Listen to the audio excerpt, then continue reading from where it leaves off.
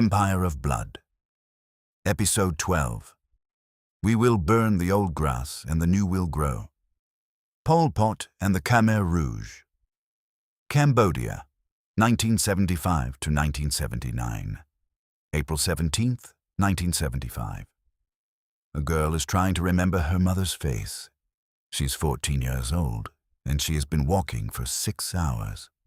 Her sandals, plastic, pink, a birthday gift from 2 years ago, have opened a blister the size of a coin on her left heel. She does not stop walking.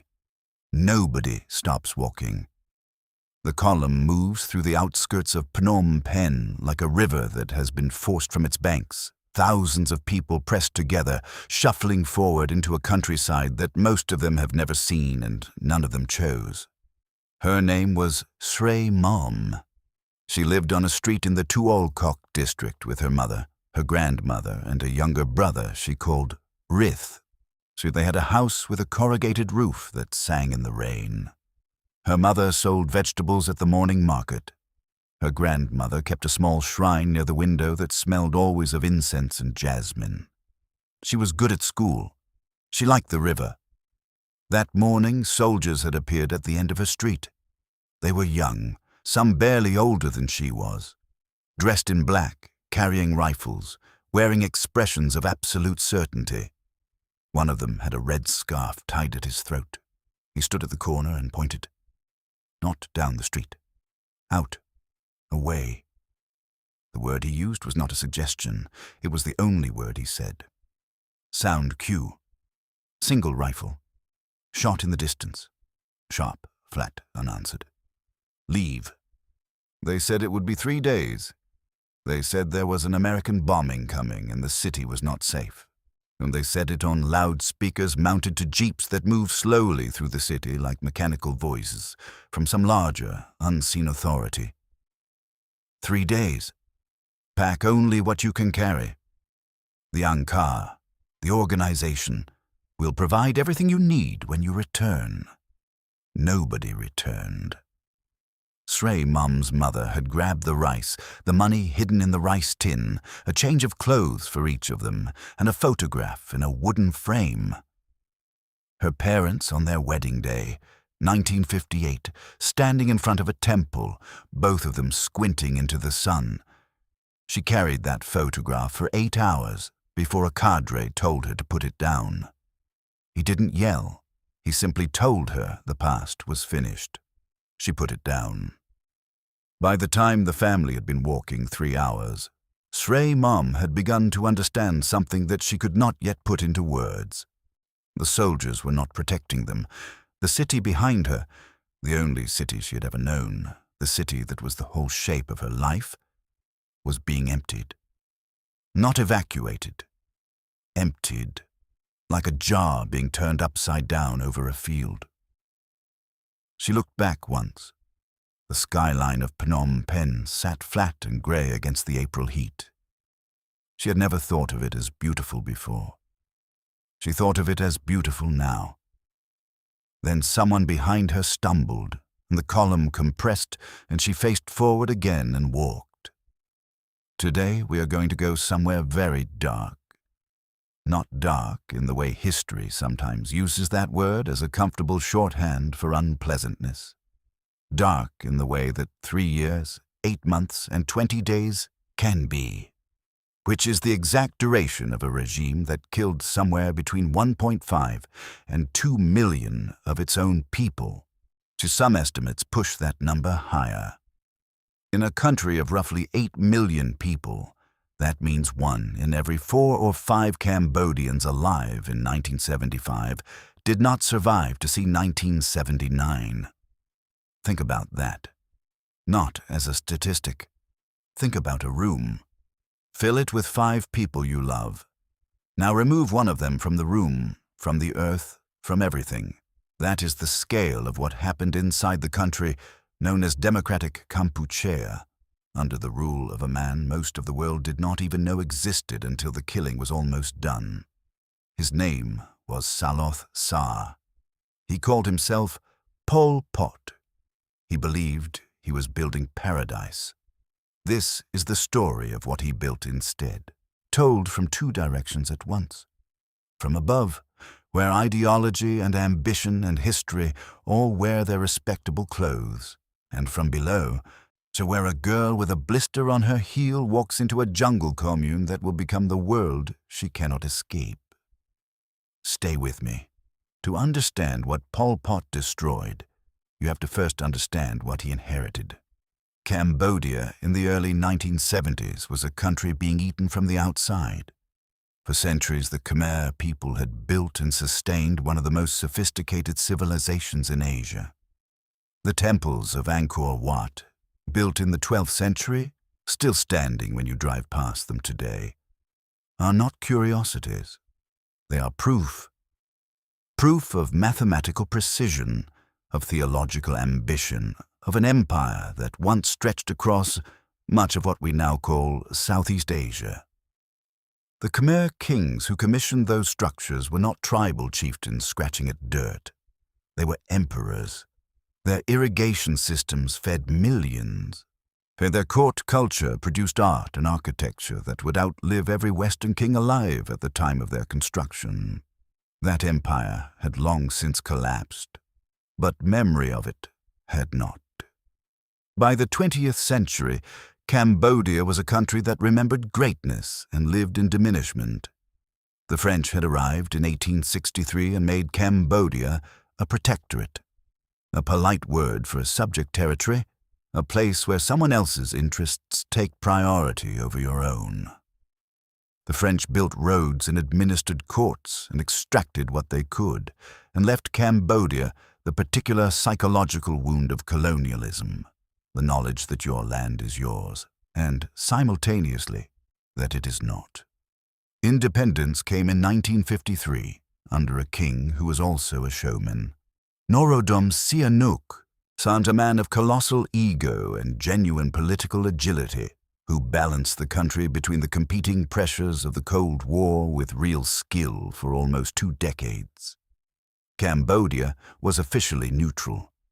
Sihanouk played Washington against Beijing against Hanoi with the confidence of someone who believed his own country was, against all evidence, exempt from the large forces reshaping the world. He was wrong. The world had other plans for Cambodia. The Vietnam War did not stay in Vietnam. It never stays. Wars of that size and ideology press outward like a flood against a wall, finding cracks, seeping through. The Ho Chi Minh Trail ran through Cambodia's eastern regions. American bombs followed it. Between 1969 and 1973, so the United States conducted a secret bombing campaign across Cambodian territory. Secret from the American public and from Congress, though not, of course, from the Cambodians underneath it. The estimates of tonnage dropped on Cambodia during those years range from 500,000 to over 2.5 million tons of bombs. The craters are still there. The trauma in the population was immediate, massive, and permanent. Then, in 1970, while Sihanouk was abroad, a general named Lon Nol staged a coup with American backing and established a right-wing republic. Sihanouk, furious and humiliated, aligned himself from exile with the one Cambodian faction that was already fighting in the jungle. A communist insurgency that had been growing in the forests and mountains for years, largely ignored by the outside world. And they called themselves the Khmer Rouge, the Red Khmer. And they were waiting. By 1975, Lon Nol's government was a fiction. A government that exists only in the capital while the countryside is controlled by its enemies is not really a government. It is a performance, and an increasingly desperate one. American aid had kept it breathing, but the fall of Saigon was coming, and Washington's appetite for Southeast Asian commitments was dying. In April 1975, the Khmer Rouge closed in on Phnom Penh from all directions simultaneously. Lon Nol had already fled. The American embassy had evacuated. The diplomats were gone. On the morning of April 17th, the Khmer Rouge entered the city. People came out to watch. Some of them cheered. 5 years of civil war, of American bombing, and of corruption and inflation and chaos. A population exhausted by violence was willing to believe that the end of fighting was also the beginning of peace. The soldiers who entered the city were young, many of them teenagers or barely older, faces hard and expressionless, marching with the quiet authority of those who believe absolutely in what they are doing. They accepted the flowers that people handed them without smiling. Then the loudspeakers went on. Leave the city. 3 days. American bombing. The Angkar will provide. Sound cue. Radio static, a mechanical voice, distant, distorted. Shrey Mom, 6 hours into her walk, had by now passed what she recognized as a school building. The gates locked, the windows dark. A family near her was arguing in hushed, urgent voices about whether to try turning back. An elderly man on a bicycle had stopped at the side of the road, unable to continue. His wife sat beside him on the ground. A Khmer Rouge cadre, 16 or 17 years old, stood 20 meters away watching them. He was not helping. He was just watching, the way someone watches a thing they have decided they do not need to involve themselves in. A doctor from the central hospital tried to explain to a cadre that he needed to return to his patients. He used his professional title. He said doctor when referring to himself, which was, though he could not have known it yet, the most dangerous thing he could have said. The cadre looked at him for a moment. There are no doctors now, the cadre said. There are only people. He was not speaking metaphorically. The Khmer Rouge had been marinating in ideology for over a decade, and they brought it all with them when they entered Phnom Penh. Their vision was not simply communist in the way that word was understood in Beijing or Moscow. It was something stranger and more total, a complete refusal of the existing world, including all the structures, hierarchies, and distinctions that human civilization had accumulated over millennia. Money, abolished. Private property, abolished. Religion, abolished. Education as it had been practiced, abolished. Family bonds as a primary loyalty, to be superseded by loyalty to the revolution, to the Angkar. History itself, in the way they conceived it, was to be abolished. The calendar was reset. The year became Year Zero. Year Zero. As a phrase, it is almost beautiful in its ambition.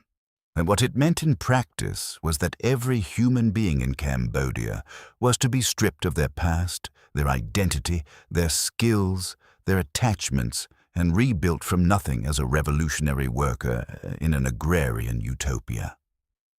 The plan required, as its first act, the complete destruction of everything.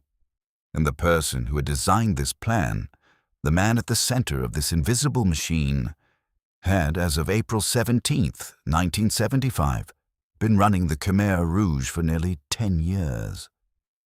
Most Cambodians did not know his real name. Most of the world had never heard of him at all.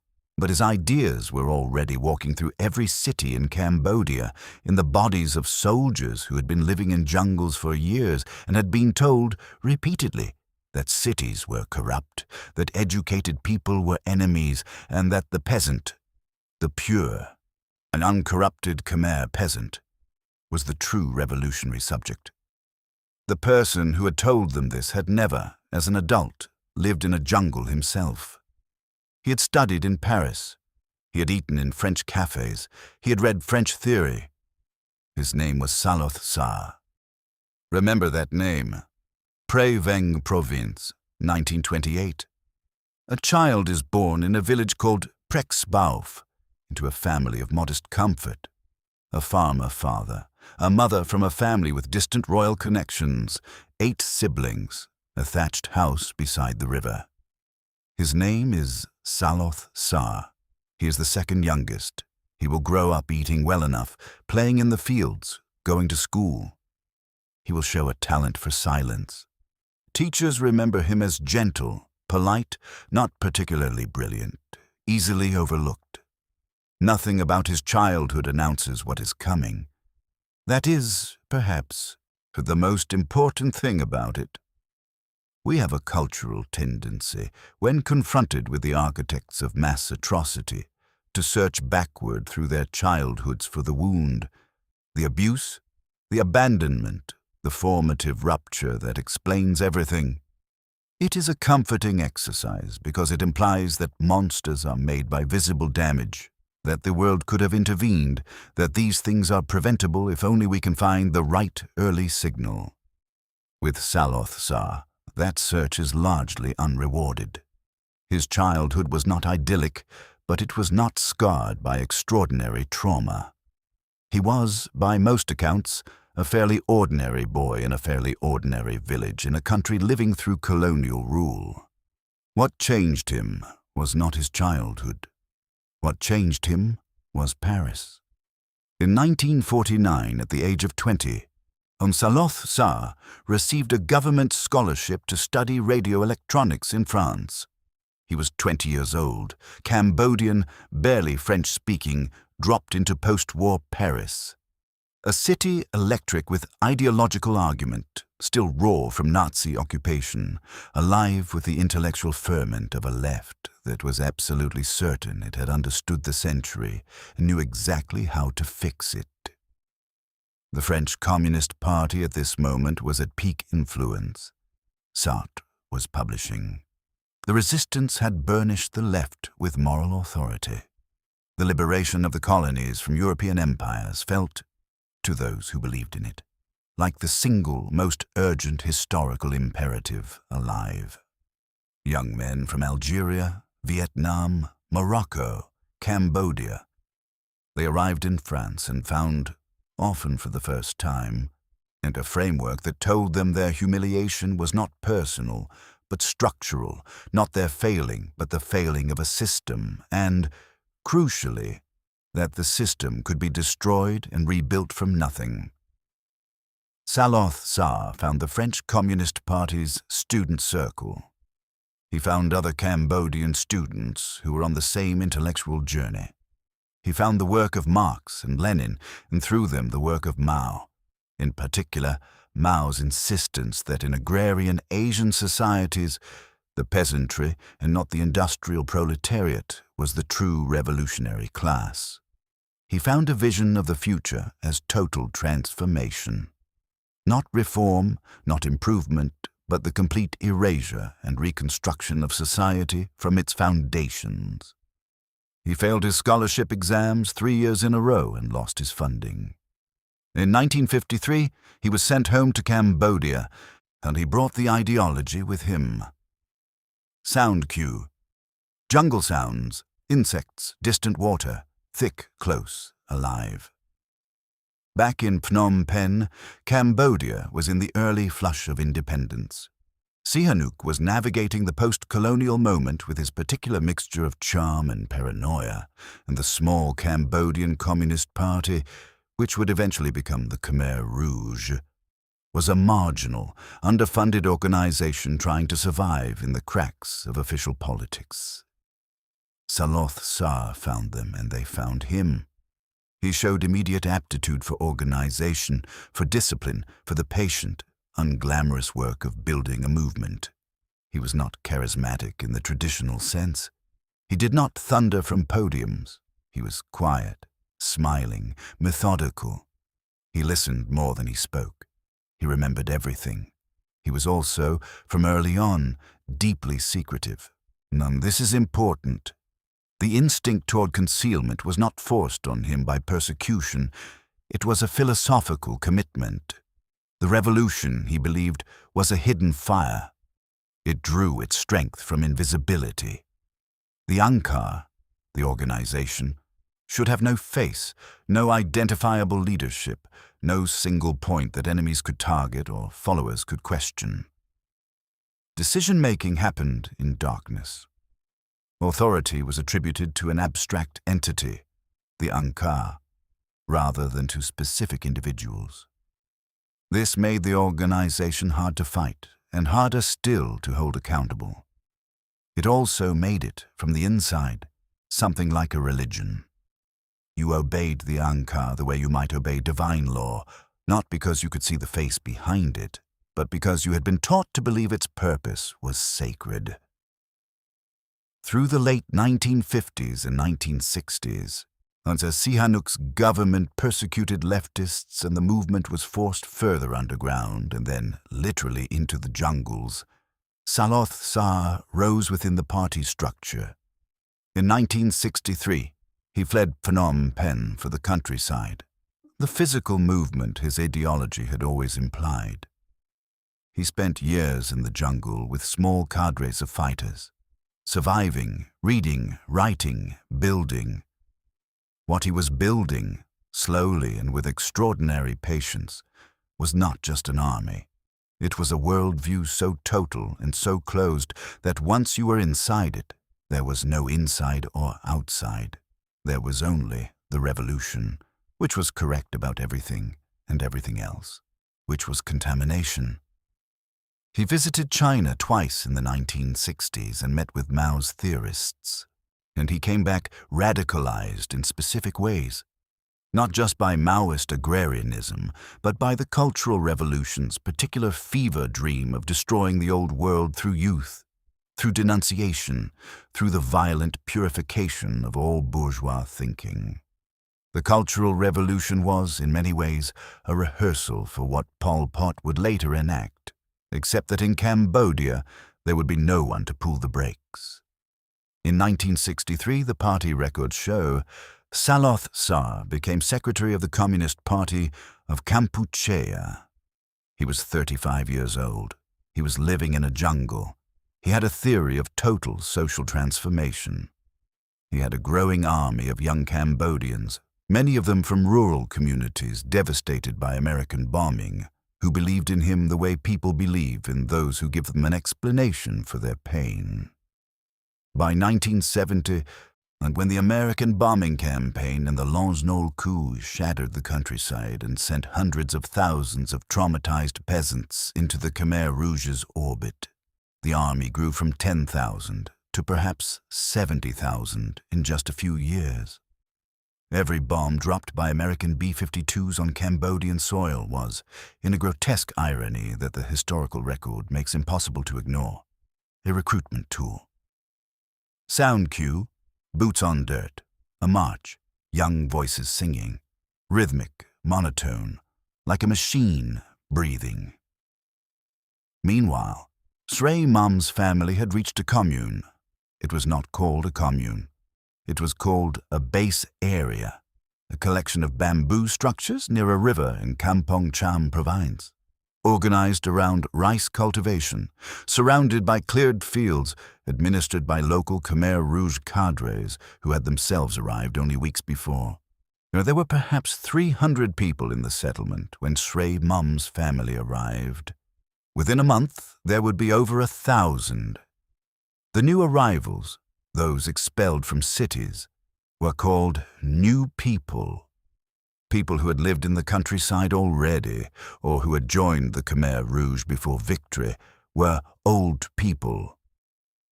This distinction, innocuous sounding, was a death sentence worn casually. New people were inherently suspect. They had lived in cities. They had been exposed to capitalism, to education, to foreign influence. They were contaminated.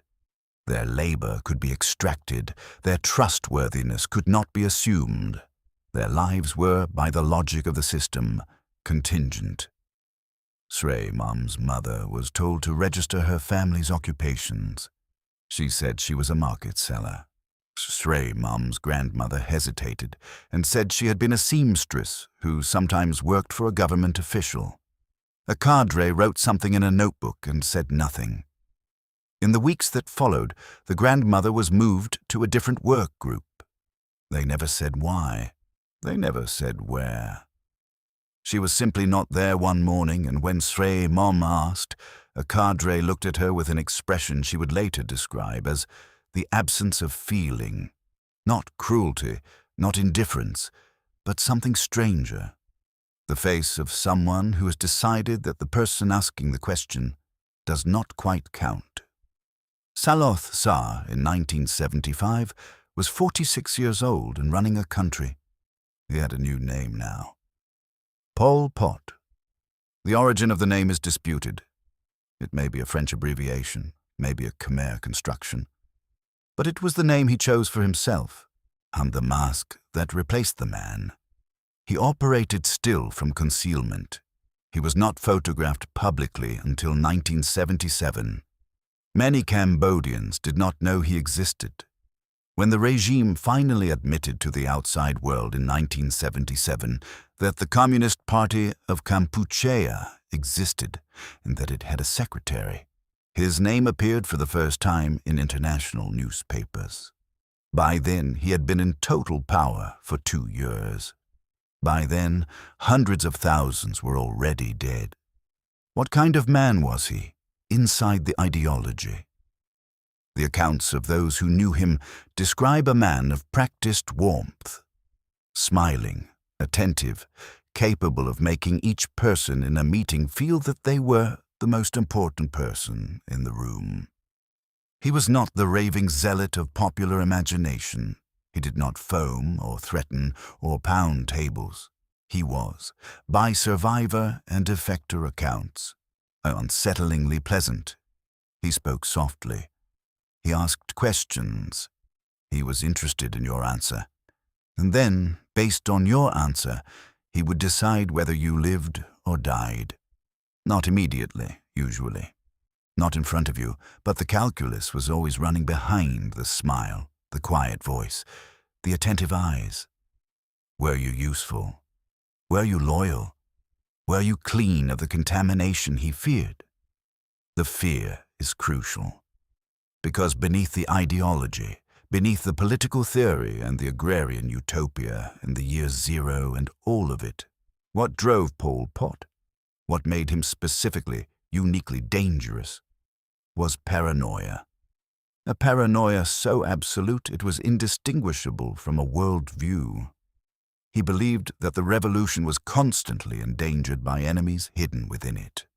That at every level of the organization, agents of Vietnam, of the CIA, of some imperialism, foreign or internal, were burrowing in, contaminating the purity of the project.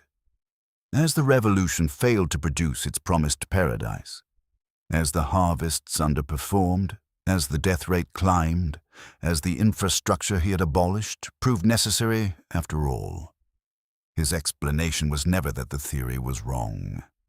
His explanation was always that there were more enemies than he had found. This logic has a terrible inevitability. When the framework says failure means hidden contamination, and purging contamination means killing people, and more failure means more contamination, you can follow that chain all the way to the bottom without ever stepping outside it, because the framework never admits a step outside itself. The machine that produced the killing was built on this logic, and once it was running, it ran. Let's talk about how it actually worked. Not as ideology, as daily life. Because the transformation of ideology into daily life is where history lives, where the abstract horror becomes the specific, particular horror of a specific person waking up in the dark and trying to survive one more day. The agricultural commune was the basic unit of democratic Kampuchea. By mid-1975, the entire population of Cambodia, roughly 8 million people, had been organized into these communes, most of which were producing rice under quotas that the central government set from Phnom Penh without reference to local conditions, soil quality, rainfall, or the fact that the people doing the farming had, in many cases, never farmed before. The workday began before sunrise. It ended after dark, as the standard labor requirement was 12 hours per day, and during harvest season or canal digging projects, the regime was obsessed with a grand irrigation scheme that would make Cambodia agriculturally self-sufficient. It was longer. Workers were fed twice daily from a communal pot. The ration was usually rice gruel, thin, watery, supplemented occasionally with leaves or roots. Protein was rare. Salt was precious. Sugar was a memory. Malnutrition spread quickly and killed slowly. The specific cruelty of starvation is not just that it kills. It's that it degrades before it kills. It takes your strength first, then your concentration, then your personality. The people who survived this period describe a progressive narrowing of consciousness. First you think about food all the time, then you think about nothing else. Then everything that makes you a full human being gets metabolized by the body in its search for calories. Disease followed starvation as it always does. Malaria was endemic in the jungle areas. Dysentery moved through the communes with quiet devastation. There were no functional hospitals. The regime had evacuated those too, and the doctors who had staffed them were either in hiding, dead, or working as common laborers under false identities. Medicine had been abolished, along with money, private property, and education. If you were sick, you could apply to the commune's health worker, usually someone with no medical training who had been given a pamphlet and a small stock of herbal remedies, and receive, in most cases, nothing that would help. Srey Mom developed dysentery in the second month, and she survived it through luck and her mother's vigilance. Her mother traded her own rice ration for boiled herbs from a woman who remembered some traditional medicine, and Srey Mom drank the bitter water and kept enough down to recover. She was one of the fortunate ones. In her commune, 3 children died of dysentery in the same 2-week period. The commune cadre came and noted the deaths in a ledger. He seemed neither sad nor indifferent. No, he seemed busy. The cadres. Let's talk about them. The Khmer Rouge's administrative structure rested on a class of young enforcers who had been selected, trained, and, the word is accurate, indoctrinated from early adolescence. Many of them had been recruited as children during the Civil War years, pulled from bombed-out villages, and given a rifle and a framework that explained their suffering and pointed it outward. They were trained to distrust their families, their former neighbors, their own instincts of pity. They were told that sentiment was weakness, that weakness was betrayal, and that the revolution required them to be iron. Some of them were simply vicious. There were those who appeared to enjoy the power, who performed cruelty because the system sanctioned it and because nothing stopped them. In every system that distributes violence to young men with authority and no accountability, some of those young men will become the worst version of themselves. This is not mysterious. But many cadres were something more troubling. True believers. Young people, often barely educated, these who'd been given a complete explanation of the world and the conviction that they were building something historic and pure. When they implemented brutal policies, they did so in the genuine belief that short-term hardship produced long-term transformation. When they reported neighbors who had been overheard complaining, they believed they were protecting the revolution.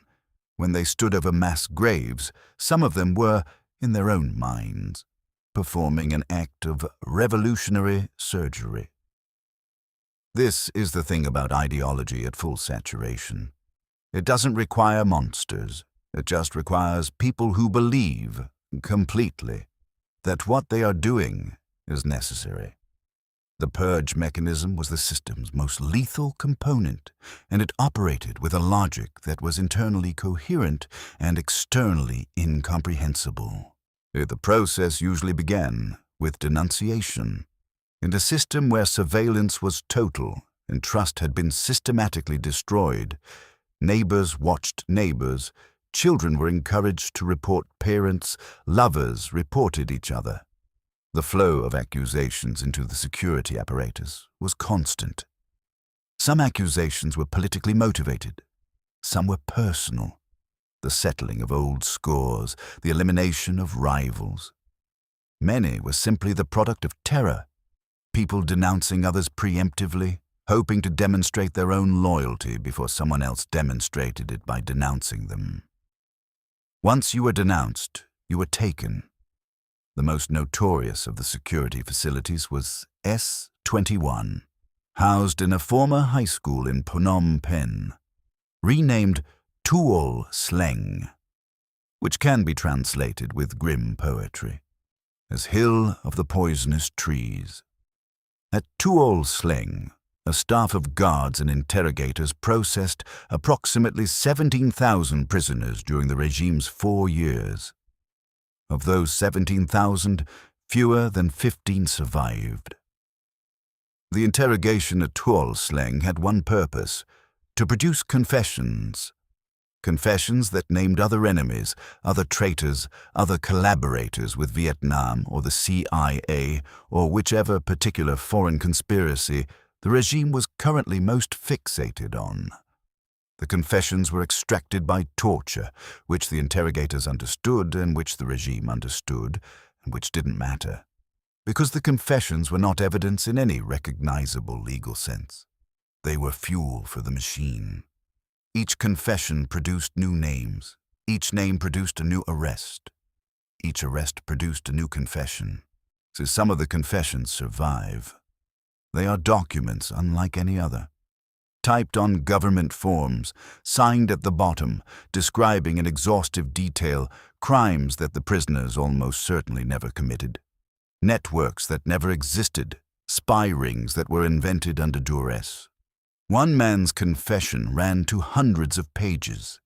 He had been a school teacher. The interrogators were not sadists for the most part. Or rather, their sadism was bureaucratic, procedural. They took notes during sessions. They filed reports. There were forms to fill out.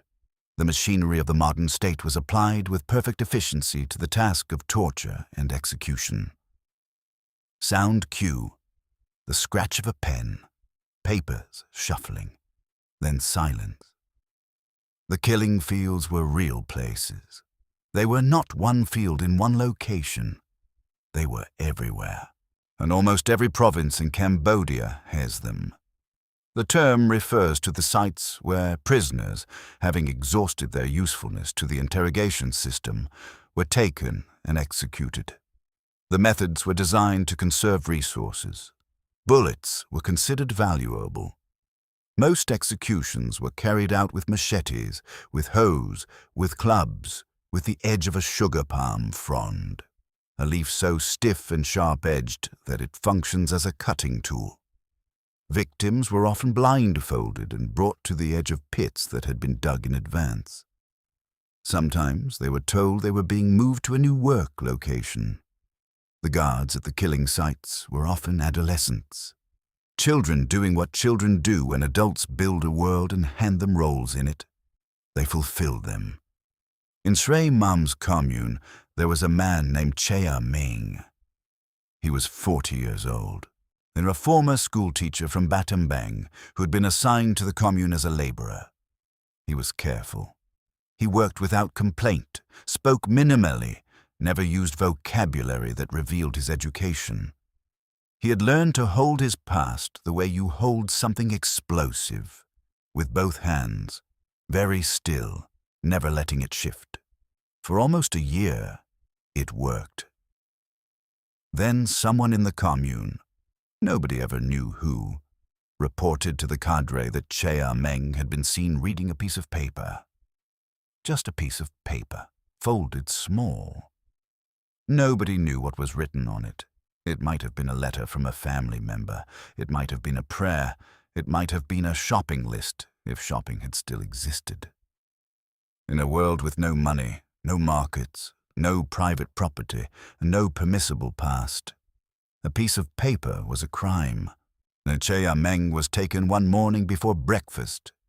He did not resist. He walked with the two cadres who came for him with a composure that Srey Mom, watching from across the field, found either very brave or very broken. She could not tell which. He turned once before the tree line swallowed him and looked back at the commune, at the people watching, the children staring, and his face was, by her later account, simply still. She never saw him again. She never heard his name spoken again either. He did not become a story.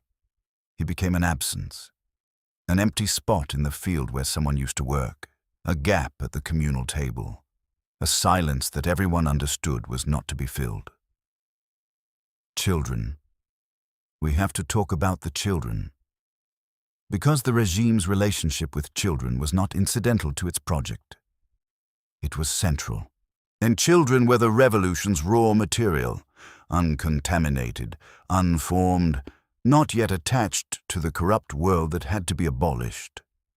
The Khmer Rouge recruited children actively, separated them from parents in many cases, and placed them in mobile units called the yothers, youth soldiers who combined labor, surveillance, and enforcement.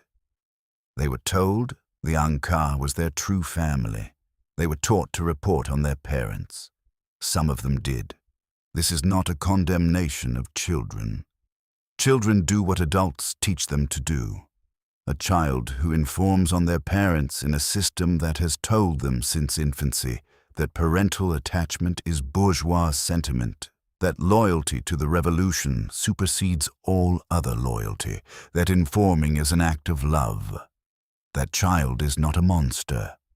That child is a product, and shaped by hands that knew exactly what they were shaping. The separation of children from their parents was, in this sense, not merely a logistical policy. It was the most essential act of year zero, the severing of the link between generations that is, at bottom, what culture is, what history is, what makes us more than bodies filling a field with labor. If you can make the children forget where they came from, you can make them into anything. At the top of this machine sat a man in Phnom Penh, who, by all accounts, spent considerable time during the regime's years studying reports, attending meetings, and issuing directives. He was not absent from the horror, the record that has been painstakingly assembled by researchers. From the torture records of Tuol Sleng, from the decoded telegrams and cables, and from the testimonies of survivors and defectors, shows a leader directly engaged with the purge process. The mass executions were not accidents. They were not the unauthorized initiatives of local commanders. They were ordered, approved, documented. When the regime decided in 1977 and 1978 to launch its most brutal internal purge, targeting its own military officers and cadres in the Eastern Zone on suspicion of being pro-Vietnamese, the orders went out from the center, from Pol Pot, who continued to smile. January the 7th, 1979. The Vietnamese army crossed the border. In 3 weeks, they took Phnom Penh. The Khmer Rouge fled into the jungle from which they had come, taking Pol Pot with them. The regime that had lasted 3 years, 8 months, and 20 days simply ceased to exist. Not through internal collapse, not through revolution from below, but because an external military force was stronger than its armies. The people of Cambodia did not liberate themselves from the Khmer Rouge. They were liberated by a Vietnamese invasion that the West, tangled in Cold War logic and still bitter about Vietnam, largely refused to recognize as legitimate. For years, the United Nations continued to seat the Khmer Rouge as the legitimate government of Cambodia. Let that sink in. Years after the killing fields, years after the starvation and the purges and the torture chambers, a world body that knew, because the evidence was there for any who looked, continued to grant diplomatic legitimacy to the people who had done it. History's relationship to atrocity is rarely clean. When the Vietnamese entered Phnom Penh, they found a city of the dead. Though not literally. Some people were there, those too weak to flee, those who had been in the city's small remaining population for years. But the city that had held 2 million people in 1975 had been empty for almost 4 years. Schools were empty. Pagodas had been converted to stables or prisons. The National Bank had been dynamited. Money, having been abolished, had no building to go back to. Tuol Sleng, when Vietnamese soldiers entered it, still held the bodies of the last prisoners. 14 people, killed in the final days before the evacuation. Their bodies left on the metal bed frames that served as both bed and shackle. The Vietnamese filmed what they found. The photographs survive. There is a particular kind of silence that comes from looking at them. Not the silence of absence, but of presence, and of something that happened and left its mark and refuses to be abstract. Srey Mom was 17 when the Vietnamese came. She had been in the Commune for 3 years and 8 months, almost the entire duration of the regime. She had survived dysentery, starvation that came and went in waves like a tide, a bout of malaria that took 3 weeks and left her with a tremor in her left hand that lasted years.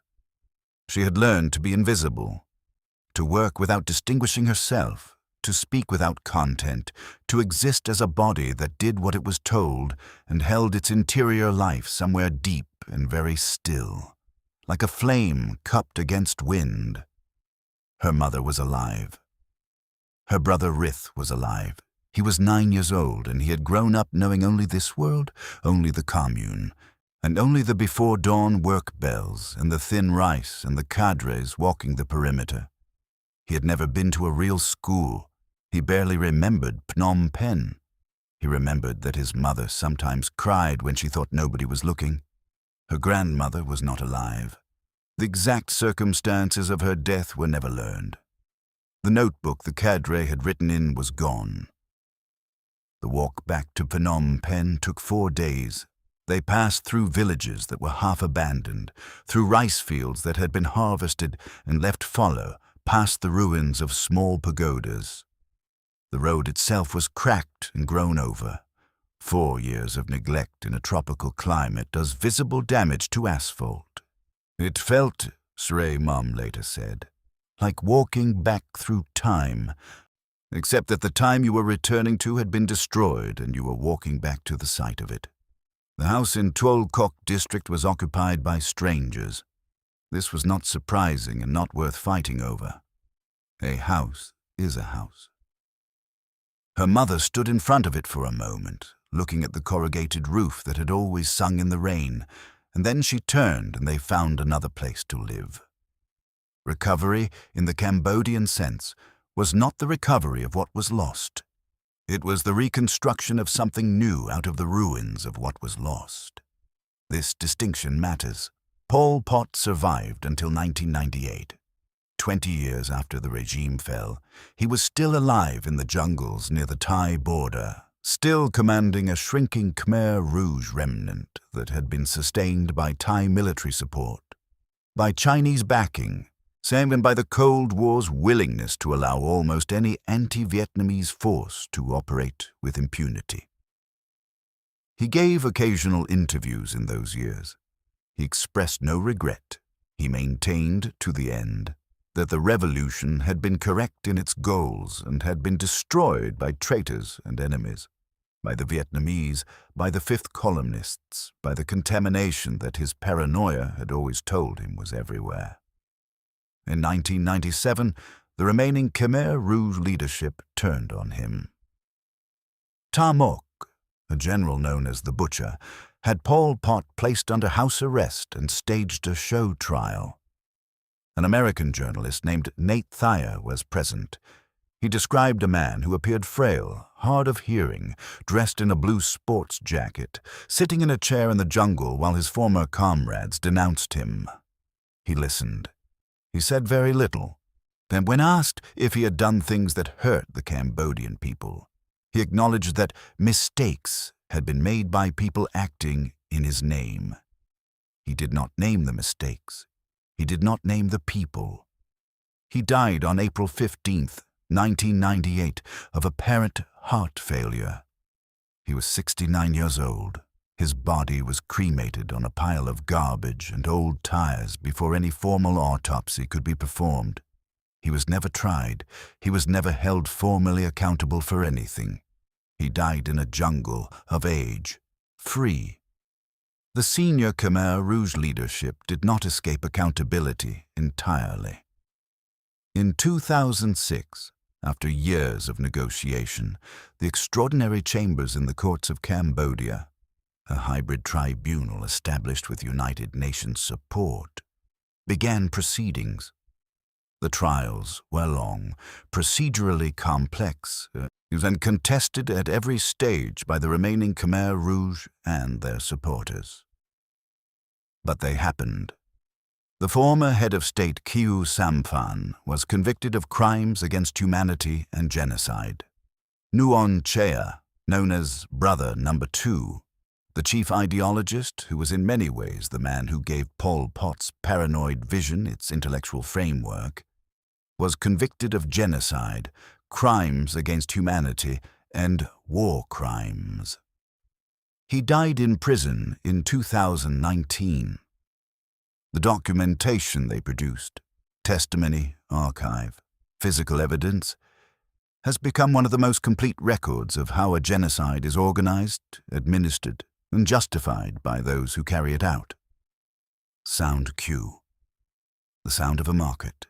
Voices, movement, ordinary commerce, building slowly. Phnom Penh today is a city of 3 million people, so it has traffic and coffee shops and a riverfront promenade where young Cambodians jog in the evening. The Tuol Sleng Genocide Museum, the converted Tuol Sleng prison, is open to visitors.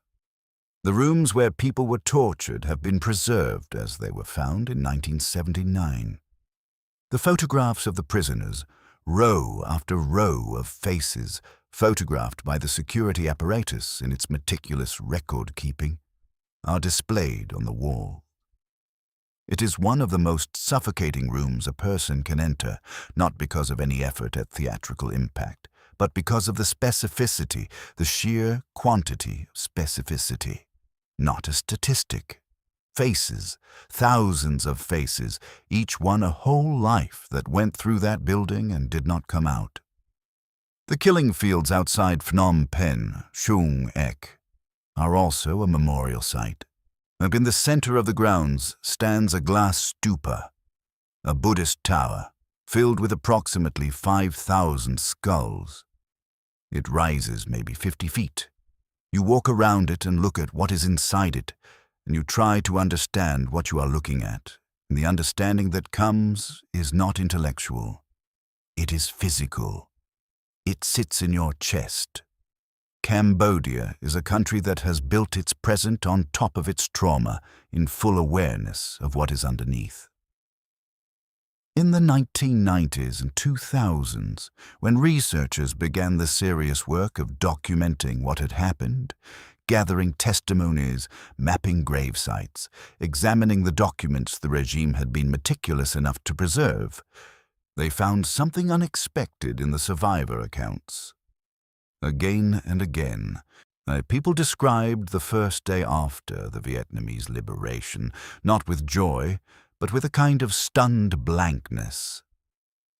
A woman interviewed by the Documentation Center of Cambodia described standing in a field, holding a hoe she no longer needed to hold, and not knowing what to do with her hands. A man described walking to the edge of his commune's perimeter, the line he had not been permitted to cross for 3 years, and standing there for a long time, not crossing it, not sure what freedom felt like in his body. Then, gradually, they crossed, then gradually they planted things. Srey Mam's first act in the weeks after the liberation, when the commune had dissolved and the cadres had fled and there was no authority left to tell her what to do, was to plant a small garden behind whatever building she was living in. It was not practical. Not at first. The soil was poor and she didn't have proper seeds. but she found some dried rice grains, and she pushed them into the ground, and she watered them with water she carried from the river, and she watched them. Something grew. Small, fragile. Probably not enough to matter. It grew anyway. We ask, when we look at histories like this, the question we always ask, how does this happen? How does a country of 8 million people become the killing fields? How does an idea about agrarian utopia become mass graves? The question has answers. Real, specific, historical answers involving the Cold War and French colonialism and American bombing and the particular psychology of one man and the social dynamics of revolutionary movements and the way that ideology, at total saturation, can turn humans into functions. But the question underneath those answers is harder. It is the question about the fundamental human capacity, the capacity that shows up in every century, in every civilization, under every political flag, to look at another person and decide that they are not fully human, that their life is contingent, that their death is necessary for the health of some abstraction. Pol Pot did not invent that capacity. Nobody invents it. It is part of us. The work of history, the reason we do this, is not to frighten ourselves, but to recognize the mechanism, to know the shape of it when it starts to form, to remember that year zero sounds like liberation right up until the moment it isn't, because every year zero begins with the same promise. We will burn the old grass, and the new will grow. It never does. Not the way they promise. But in a small garden behind a rebuilt house in Phnom Penh, something fragile pushed through the dirt and grew anyway. Not because history promised it would, but because the person who planted it decided to try. That is the other thing that is in us. Don't forget that either.